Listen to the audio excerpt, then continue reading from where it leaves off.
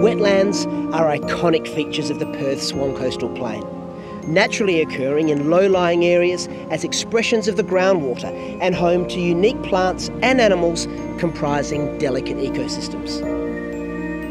I'm at the Perth Cultural Centre in the heart of the city, where this wetland project has formed part of the Metropolitan Redevelopment Authority's program to revitalise the cultural precinct. Now, the amazing thing is that just a couple of years ago, this was a dull chlorinated pond, and now it's a thriving ecosystem filled with local plants and animals that were once common throughout the region.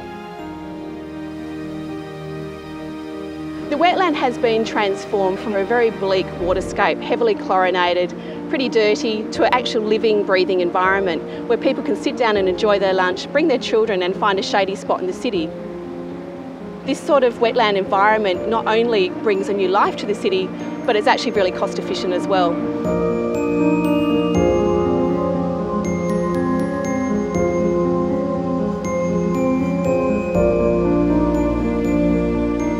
Before the overhaul, the outdated water feature was dependent on high energy pumping, as well as regular cleaning and chlorine dosing to keep the water from turning foul. A new approach was needed, but this time one based on the principles of natural filtration, as well as biodiversity and ecological function. Like many retrofits, there were structural constraints. We had to work with the original shape of the concrete liner to minimise disturbance to the surrounding buildings and basements, while still meeting the new standards for water features in public spaces.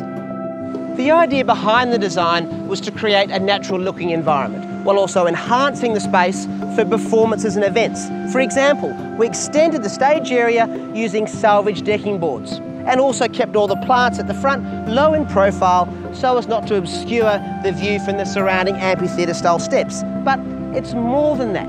We also wanted to provide an opportunity, particularly for kids, to interact with the wetland. So we built a jetty, as well as a series of stepping decking boards to allow people to get up close and actually see what's going on. To create the system, we started by building up a bedding of recycled gravel and sand, mounded to create variation in depth and different niches.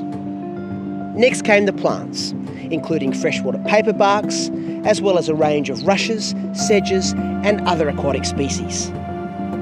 Once it was filled with water and settled in, it was time to bring it to life. The response from the public was amazing as people grabbed the opportunity to interact with the process of creating something living and beautiful.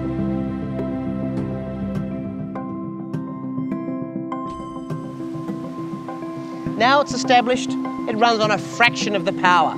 There's no chlorine needed, minimal maintenance, and algae and pests are kept under control through natural ecological processes.